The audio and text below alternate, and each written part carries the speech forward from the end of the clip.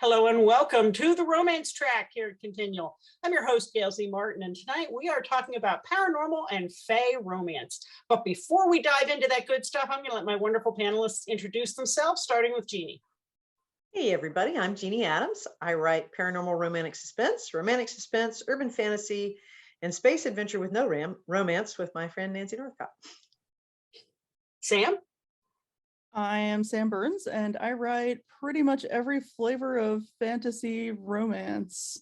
Epic, paranormal, even some sci-fi in there, which technically isn't fantasy, but when I write it, it kind of is. So That works. And Waverly. So I'm Waverly Fawkes. I write paranormal romance a lot, fantasy romance, sci-fi fantasy. I often do it with the lovely Sam Burns, who's here with us too. Okay. And Nazri.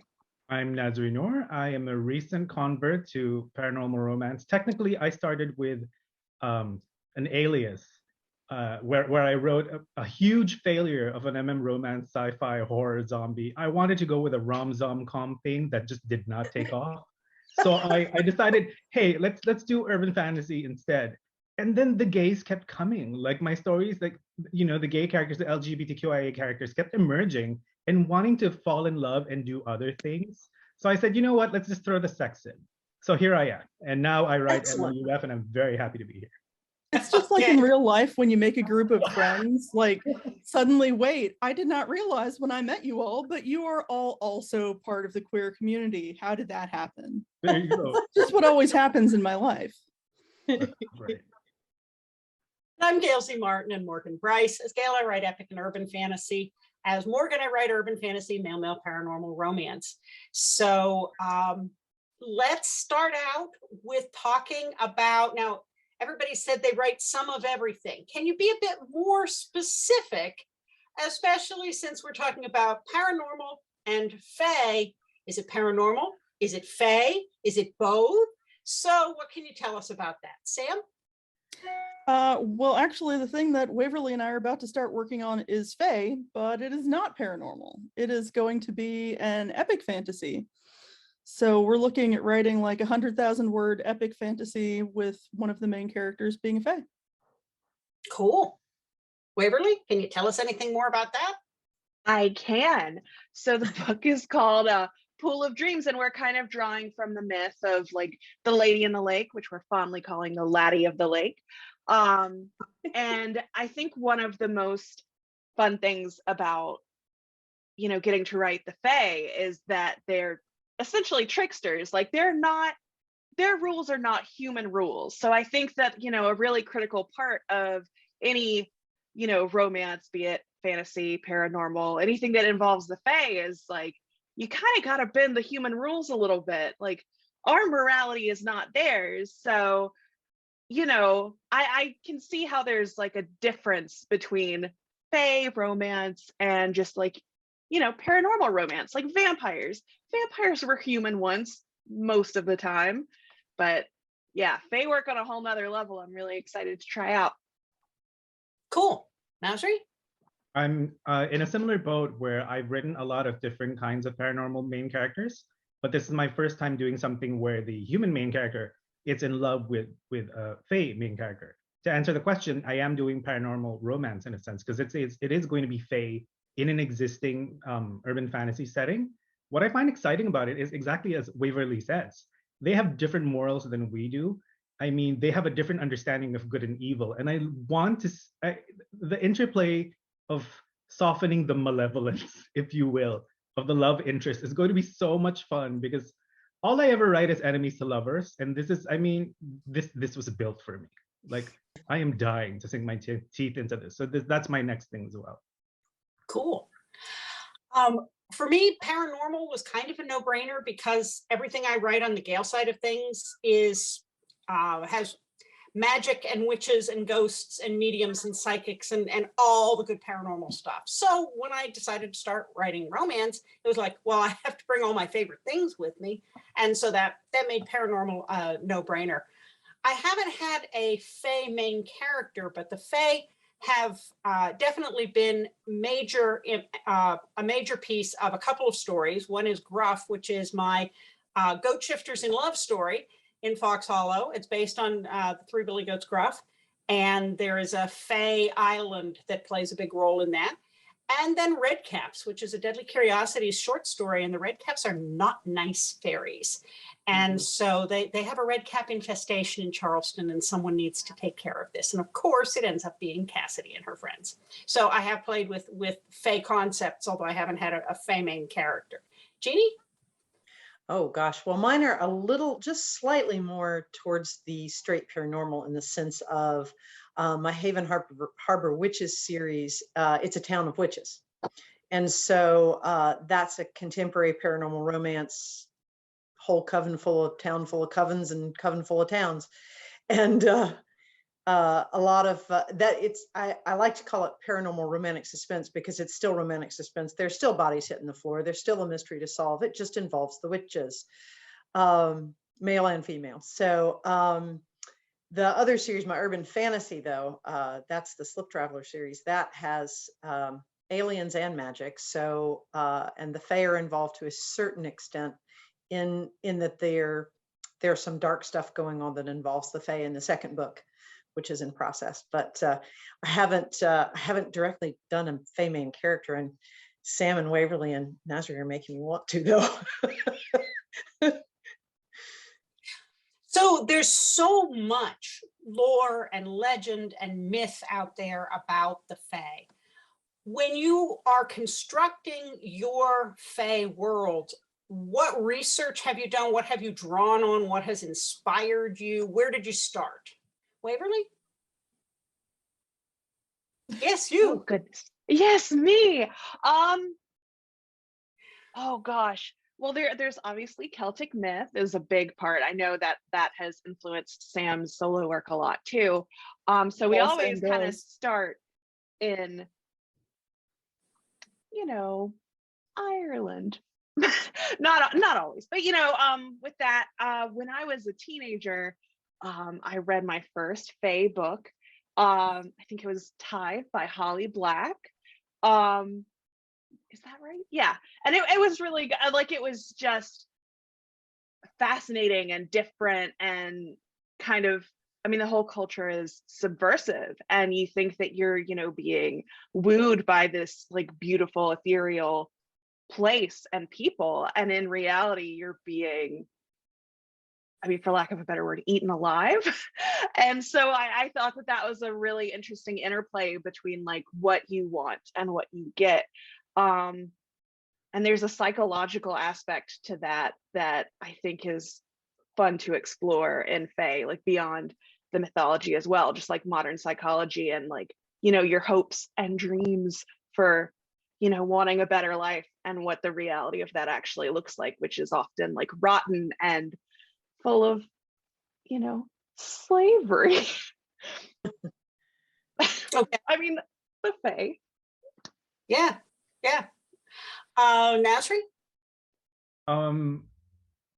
Based on where I'm at in my series at the moment, I have just introduced the Fae as the main antagonists of this universe. Of course, the challenge is going to be making them just soft enough to be interesting as love interest in the next series. But primarily, I'm starting with a whole, sorry to say, the bog standard, 4 seasonal courts, Seelie and Unseelie, that sort of thing. But I also am hoping to branch out into more world approaches to Fae. For example, in the Philippines, I'm half Filipino, and it's a little complex to describe because pre-colonial times, from before the Spaniards colonized the Philippines in, I guess, the 1500s, we had what we would refer to as Diwata, which is our version of the Fae. What I find amazing about this is that, prior to contact with Europe or Western civilization, we had the very same concepts. These things, or entities rather, are malevolent. That's just it. They have different morals than we do. They will help, but only for their own entertainment. That sort of thing. These are their interactions with humans. So from an indigenous time, the Diwata were our versions of the fairies. And then the Spanish came along and it influenced us with their fairy tales. And then now you have what are called Encanto, which I mean familiar because of which is now the post-colonial version of the Fae, which hilariously is the same because it is taken from a Eurocentric perspective where malevolence once again, very very a very very loose definition of benevolence or helpfulness whenever it suits them. So it's just interesting to see that without prior contact with different cultures that have Fae integral to their folklore, we still have that same concept of these things being other and being so alien to us in terms of their morality. And I just think it's going to be interesting to look at how other cultures approach that, because my setting basically is an international school where all these other characters, we're wanting to look at Fae problems in their home regions. So it might be interesting to tackle it that way. I may be biting off more than I can chew, but I would very much like to look into the Philippine aspect of it at the very least, just to touch on that. That's very cool. That is fascinating. As a kid, I fell in love with, there's a whole series of fairy tale books, the gray fairy tale book, the pink fairy tale book. There's like 20 some, and they're all different colors. And they purport to tell fairy tale stories from around the world. Now, certainly there's all kinds of influences that have affected those stories, but they're not just all from Western Europe. And one of the things I loved about it, Nazri, was you're sitting there reading these going, wait, I've seen this trope over and over and over again. Everybody's got one of these. They just tell the story a little differently.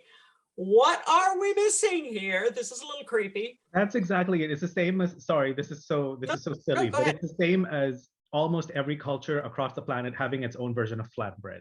Like we all independently discovered a way to make flat circular breads. I know it's silly, but I mean, it ties into that same sort of universal consciousness that we have, I suppose. Yeah. Especially in terms of story. Yeah, same thing's true with vampires too. Scratch the surface, everybody's got something that counts as a vampire. So what were we thinking? And so I just love reading. I've always loved reading those stories. And you're right, in fairy tales, the Fae are not good people. They are at best tricksters, usually, out there stealing people, and definite cautionary tale not to go wandering in the woods or take food and drink from strangers. So I just have always loved those stories, and there's just so much depth there that you can draw from. Jeannie? Oh gosh, obviously a lot of Eurocentric fairy stories. Like you, Gail, I had all the different color fairy tale books and Grimm's fairy tales and Perrault's fairy tales and all of those. I particularly loved the French ones and the Scottish ones, and drilled down on a lot of those from having them from growing up. But because of the Witches Walk series, my Haven Harbor Witches series, I also dug into North American indigenous peoples mythology. And Nazri, I actually found the same thing. There were so many things that were traditions, especially amongst the Northeast, the New England tribes, that had these essentially fairy stories, cautionary tales as well, and trickster stories and all these things. And you're like, this is the same essential story in a different cloak. And and on one hand, that's reassuring because it's a humanity thing. But on the other hand, it's like, it's a little spooky too, when you think about it, because it's like, okay, if you look at it and think, well, what's the origin of these myths? Were these really characters? Were these really creatures? Were these really people at some point? Well, apparently, if they ever were, they were across the globe. So, but I found a lot of the American Indian myth just fascinating, especially from the northeastern US. A lot of their stories are really amazing. And so I'm hoping to respectfully use those as well. Sam? Well, as Waverly already pointed out, although she didn't put it badly, I've kind of gotten known as a one-trick pony. I use Celtic myth a lot, like in every book I've ever written. My first series that actually had Fae in it, I based the the spine of the series on Celtic myth, and then I put the characters in a town where people from all over the globe of a paranormal origin had come to sort of gather together for, you know, safety, because us humans are kind of evil and we're trying to kill them. So I actually ended up drawing from stories from a lot of different backgrounds. There are some Eastern European fairy tales I used, some Russian ones, some Japanese ones. And, you know, it's everyone's already been saying this, but really it's uncanny how we tell the same stories just over and over again. Well, but the Russian ones are harsh, man. Yes, they are. There's some serious bloodletting in the Russian ones, man. People freeze and die. They're definitely harsh. And the Japanese ones are I would call them more ethereal than ours. Yeah, but they're spookier too. Yeah. There's a They're very serious different. horror aspect to the Japanese fairy tales. I Honestly, mean, I the think Russians. all fairy tales have a major horror aspect. It's like, these are the Yeah. things that you should be afraid of. Don't go Right. in the woods on your own. Don't go out in the snow on your own. Don't go in the river on your own. Don't eat food from strangers. Don't, you know, it's really a set of rules to live your life by. And here's the threat of these fey creatures. This is why, because they'll get you. And be nice to little old ladies on the road who ask you for help. And never step in mushroom circles. No. You kidding? You want to come back 500 years later? Sorry. I mean, But I agree with you, Jeannie. Culture shock. We've been watching a lot of Korean paranormal dramas. And one of the things that fascinates me with that is that because I'm not as familiar with that mythology, I can't predict, oh, it's got a werewolf in it. I know how this is going to go. Oh, it's got a vampire, because theirs are different and their ghosts are really scary. And I love that about it, because I'm getting to learn a whole new group of scary creatures, and sometimes just fairy creatures like Gumahos, the nine-tailed fox, and some of those that, again, hit that trickster piece, offer things, but there's always a price, you know, and whether it's played for laughs or played seriously, it's really fun getting a window on a whole new world like that. Yeah. And sometimes it's both, played for laughs and seriously. Yes. Mm-hmm. And I am usually furiously Googling to figure out what I'm not getting that everybody else who watched this show from that culture took for granted in news. Okay, what does that mean? So educational opportunity. I'm currently living in Scotland, and I was watching a program on the BBC, and it was referencing Indian fairy tales. And I was desperately Googling, because I was like, I have no idea what that means. What is that? Yeah. Well, what are some of the favorite, we mentioned the different colored fairy tale books, but what are some of the books that inspired you, either as research tomes, like I loved Bullfinch's mythology, or other people who have written well about the Fae? Nazri? now he didn't really get into it super deep in this particular book, but Terry Pratchett's We Free Men, I think it's the start of the Tiffany Aching like young adults series of his, where it's a young woman, a girl essentially, who starts to discover that, oh wait, I'm a witch. And you know, these three witches descend on her tiny little hamlet in the middle of nowhere, and she starts to figure out, oh wait, this is magic, etc. But the main antagonist within that book was the Queen of the Fae.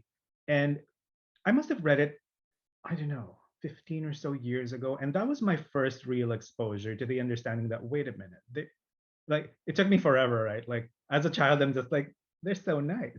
These little things with the wings on them, they just want to be friends. It's cool. Not taking any of these like warnings to heart. But yeah, that was my first real understanding of how they have a different set of morals and ethics that we do. Because the way he described the queen was that she wasn't willfully being evil. This is just who she was. Like this is what she needs to fulfill as her role in the world. She has no understanding of any other way. Like there has been no compassion in her life. There has been no kindness in her life. All she wants is what she wants, and she's gonna get it.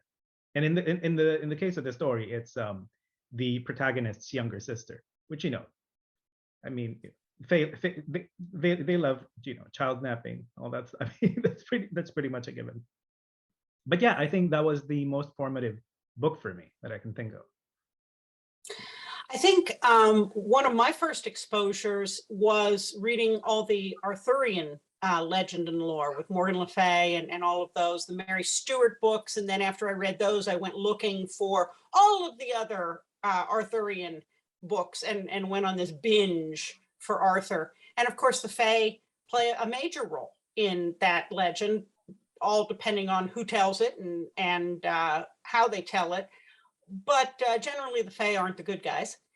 And I think one of the other more recent authors who's done a great job with using the Fae is Jim Butcher in the Harry Dresden books, has a big Fae influence and a well thought out world building. So that plays a big piece with Harry. And I was intrigued to see how Jim was going to do that.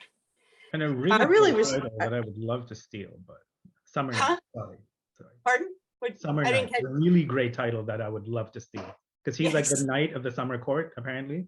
So they have a book called Summer Night, and I'm just like, ugh, now we can't use it ever again because he's used it. sorry. I really love the way.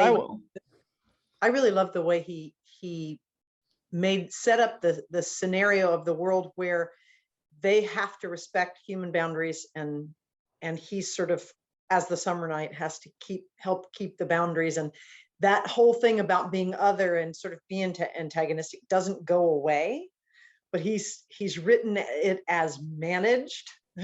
I thought that was very clever. And that invisible island in the Chicago harbor that I look for every time I'm in Chicago. It's like, I know you're out there. Sam, you probably only see it when the river turns green. It's true.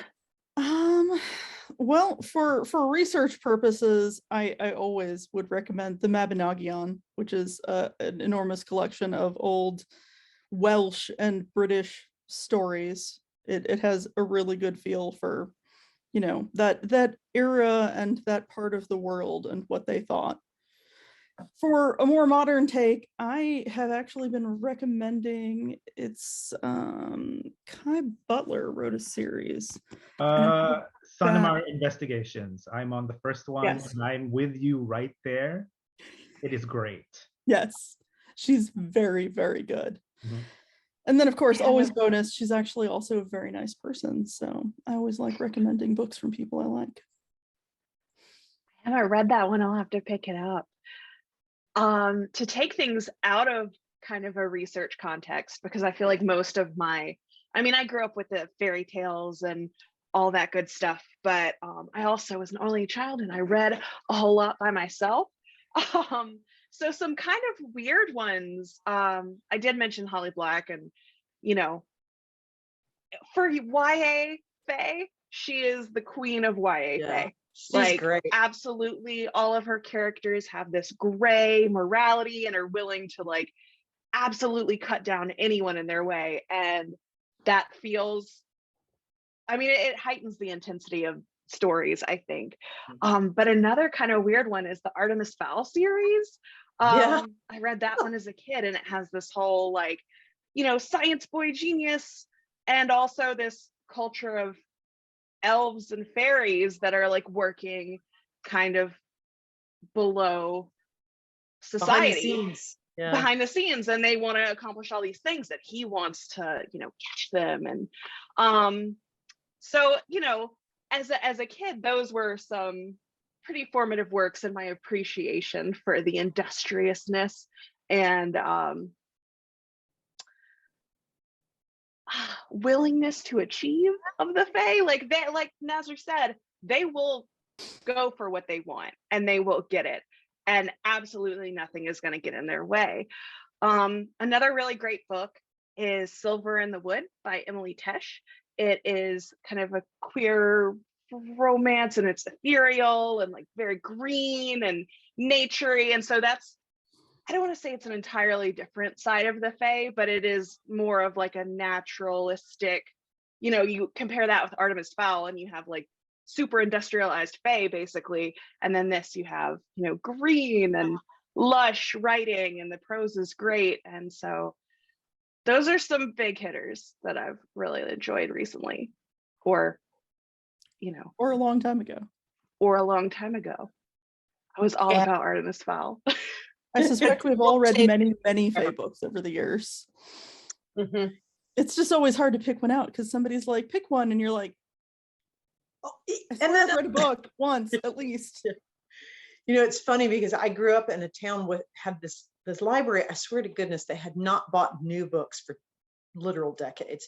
And so half the books in there were published in the 50s and early 60s. And so, you know, Witch of Blackbird Pond and the Egypt Game, and, you know, all those things where they were talking about magic and the gods of Egypt and all those things. I loved those and ate those up.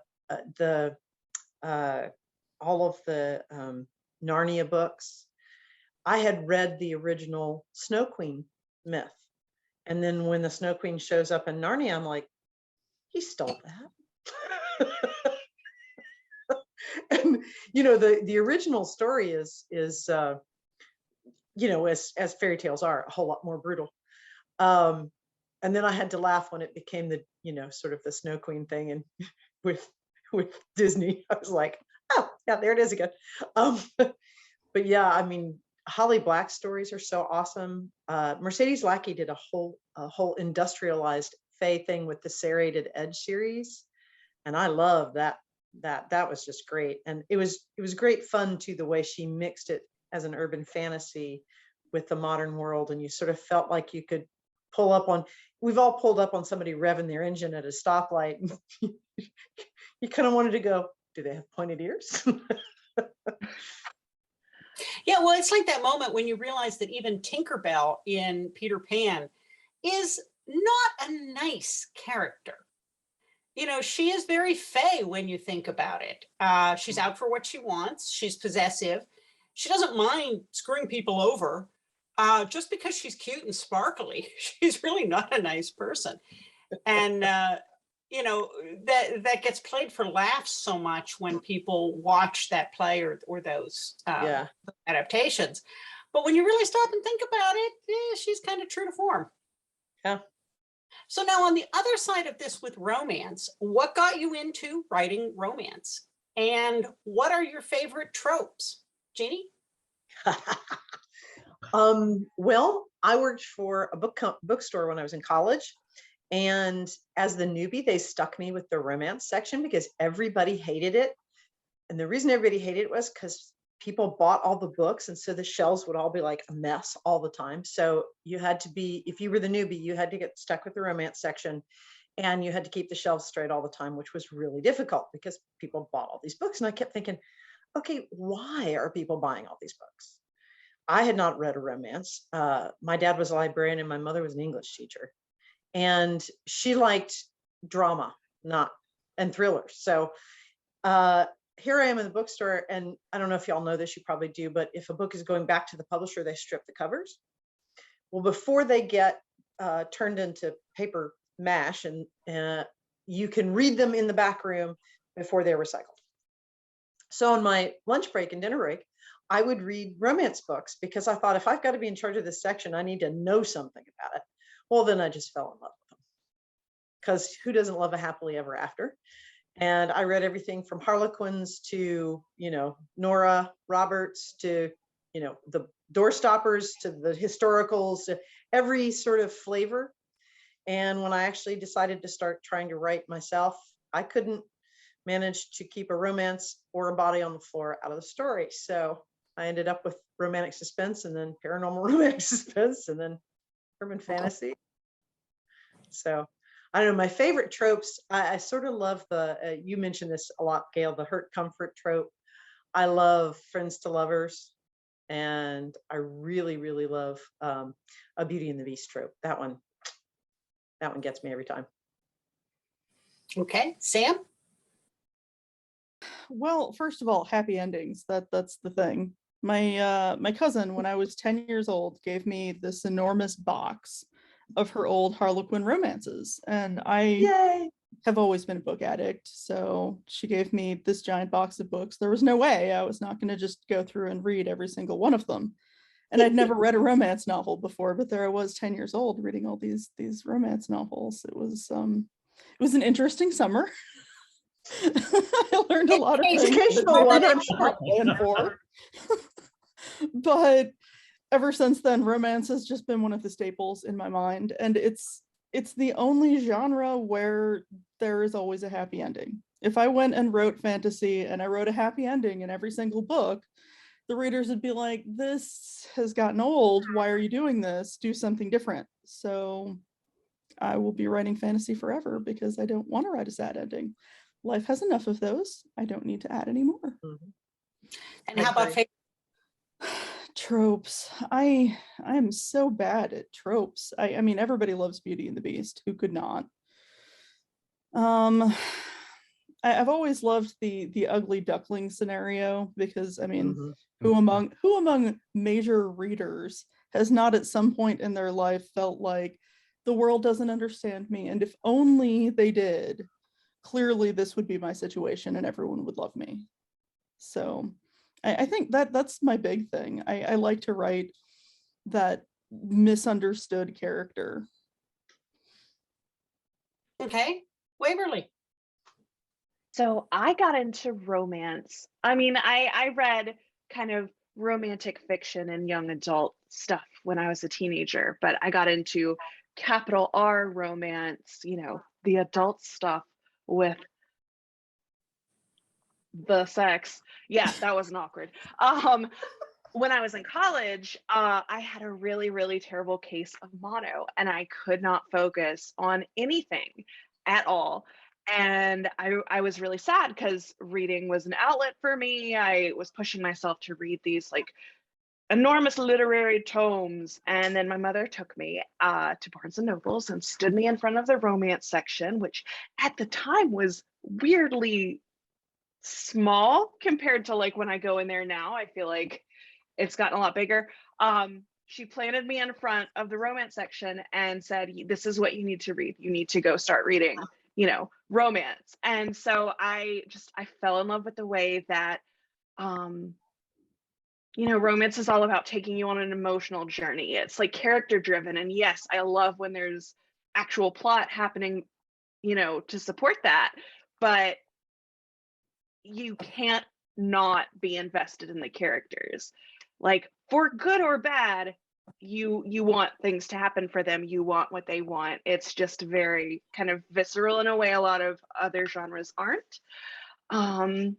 Some of my favorite tropes are enemies to lovers. I love enemies to lovers. I love a couple of murder husbands are fantastic. And then I really love, flipping the script. I think the TV show The Magicians did it really well with the Fae, where, they're the bad guys and they're evil and they have hurt these main characters that you really care about. And then, the Fae Queen ends up being like this fabulous trans actor and she's amazing. And you find out that the Fae are actually, being used as like batteries for magic. So all like you had made all these assumptions over the course of an entire season, and then you come back and actually you're like, oh shit, these characters are like really going, like what they're doing is relatable. So I love when an author or creator of any kind can flip this script and, make a character that you hated someone that you're falling in love with. And I think that happens pretty often in romance. Mhm. Okay, Nazri. My initial exposure to romance would be sneaking looks at my older sister's books when I was a kid. So you got your Daniel Steele's and whatever, right? And then I saw a book called The Claiming of Sleeping Beauty. Now I don't know if anyone remembers, but this was Anne Rice's pseudonym, where basically like all of these nobles were enslaved and people were just banging 24/7 or not, because the queen didn't want you to. So at the young age of 12, I'm like, what is this? And why am I more attracted to the boys than I am to the women? So that's when I started figuring things out. Now, I didn't really read much romance. I was more of a fantasy kid, sci-fi a little bit growing up. And then I got into college and met one of my best friends, and we needed to come up with something for a media thesis. I was a communications major. So at the time, sorry, this is ridiculous. At the time, NSYNC was huge. You remember that boy band? Lance Bass and all those others. So we did our thesis on NSYNC/fiction, right? Like, which I also consumed unironically. Like, I loved it to pieces. I see Waverly clapping. We'll talk about this later. But yeah. So I consumed a lot of it for research. Yeah, right. And basically, we did present our thesis. We stood there with straight faces, presenting this to our professor. We got to see because she just couldn't grasp our brilliance, but whatever. And then fast forward again through college, and after college, I wasn't really reading much romance still. But I met a couple of friends on a place called Archive of Our Own, where I started reading and writing A Song of Ice and Fire / Game of Thrones fanfic under a pseudonym that no one shall ever find out. Long story short, I enjoyed it so much that I thought, you know what? I mean, I found out about self-publishing through, what was her name? Amanda Hawking, was it? She's one of the pioneers, right? Like when everything first started. So I read, I think, an article in The Guardian about it, and I said, I'm not that good, but like maybe I can throw a story together, see what happens. Like, since enough people are giving me kudos or whatever on Archive of Our Own. So I, started to stitch something together. It, like I said, it was that rom-com, whatever muddled mess that just had no real direction. So I published that under a pseudonym. It got good reviews. You know the story. It gets great reviews. People say it's very unique. And those are those are the key The death knell. It's unique. It's unique, exactly. Those are the code words for, sis, this isn't gonna sell ever. So, I decided to throw something together in terms of urban fantasy. I decided to throw something together in terms of just like regular urban fantasy with a male protagonist. And by book 4 or 5, I was publishing as myself at this point. By book 4 or 5, I noticed that he was really into his best friend, like super into him in almost a physical way. So in book 6, they kissed, and I got a flood tide of 1-star reviews from all of these very unhappy readers. Whatever. Long story short, fast forward again, I start writing gay romance, and I'm super happy about it. It's the same urban fantasy that I always used to write, except that the boys can be who they are now, and I love that. Sorry, that went long. Favorite tropes, enemies to lovers. I just can't move on from it.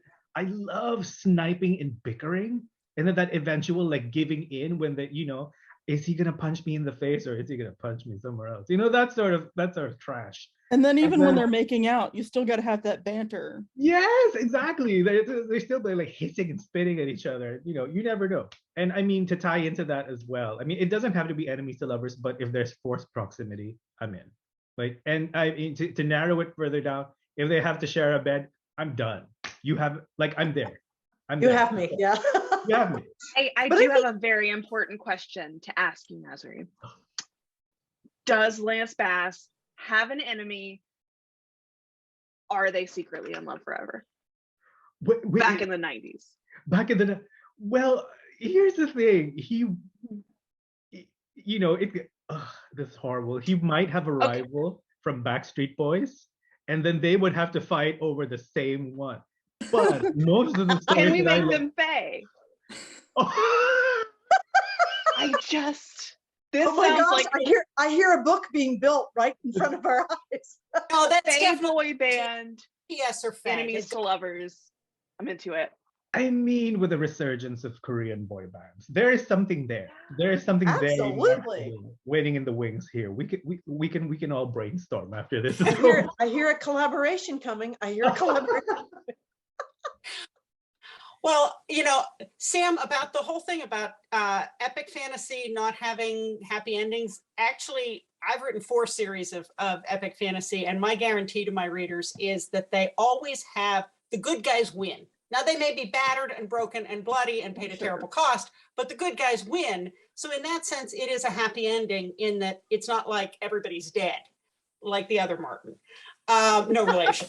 So it is possible. I got into, my mom always read Georgette Heyer and that sort of thing. Tried them, never really for me. Not dissing anybody's faves, just didn't do it for me.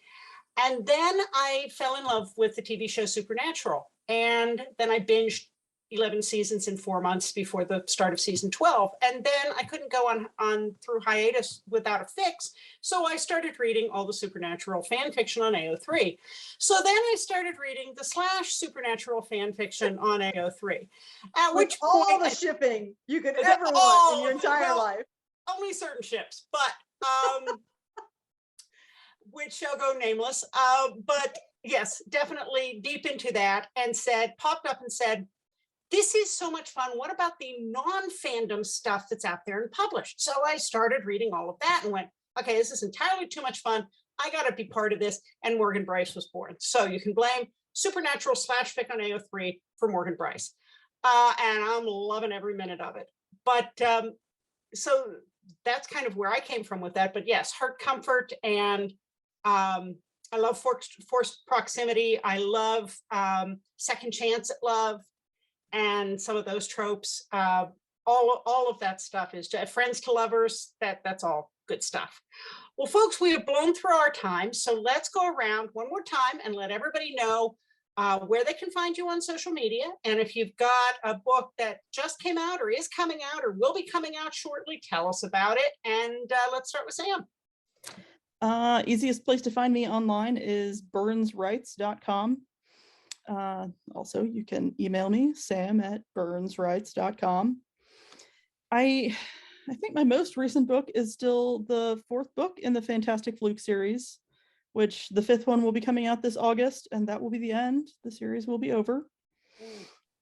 And that's available on Amazon because I'm in Kindle Unlimited. I don't have the books up elsewhere, so you can search me out on Amazon. My website. I technically have social media, but confession time, I have not been on social media in about 2 months.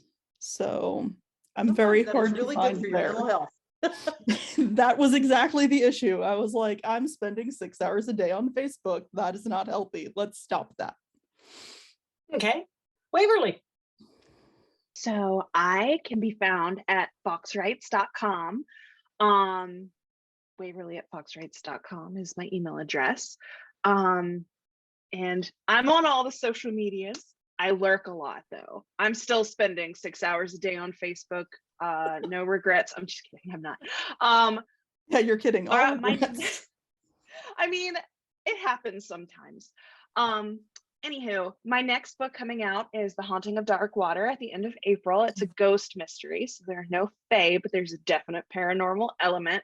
And then this summer, Sam and I have our first big epic fantasy fae romance coming out, Pool of Dreams, and I'm super excited for that. Yeah, we also have a Patreon, so you can check that out if you want to get the early deets, secret artwork, and other goodies. Fawkes books on Patreon.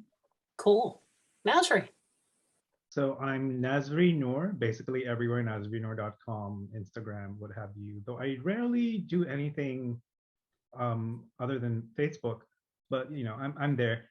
On Facebook, I'm the greatest Nazri Noor, and before anyone laughs over that, there are so many of us. It's a Malaysian name and it's a very common name. So I had to put my foot down and be like, listen, all the other ones, they're not great. I'm the only one that matters. So my last book that came out was the 5th book in my Arcane Hearts series, Hand of Glory. It came out Friday, actually. And following that up with A Clap of Thunder, but that's, book 6 is off in July. And the 3rd audiobook in the series also came out on Friday because, Audible loves doing that. You have to promote one thing and then they'll be like, by the way, here's this other thing. And like Sam and Waverly, I also have a Patreon where you can get postcards of the characters from my series delivered right to your inbox with a short note from me at the back and a heart. Nice. Best I can offer. I'm pretty easy to find, gailzmartin.com, morganbrice.com. All of the social media is a variation of those names. I'm very active on Facebook and have 2 reader groups and a supernatural group, of course, as well as Continual. I am on Instagram and Pinterest and YouTube and now TikTok and Twitter. So all of that keeps me pretty busy.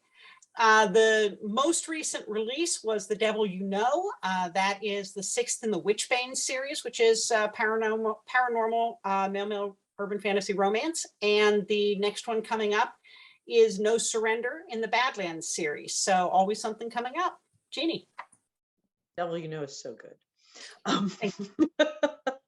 I'm Jeanne Adams. You can find me on social media as Jeanne Adams, on Instagram as JPA Griffin, and my website, jeanneadams.com. I have something probably coming out in August, but I'm still working on it, so I haven't set a date on it. And I'm in grad school, so that date may be variable too. You don't have a lot on your plate at all. No, nothing, not really, no. And you can, of course, find me here on Continual a lot too, because I'm part of the gang. Yes, very much so. Well, folks, thank you very much to all of our wonderful authors, and thanks to all of you for watching and listening. There will be more romance coming up on Continual, so we'll see you online.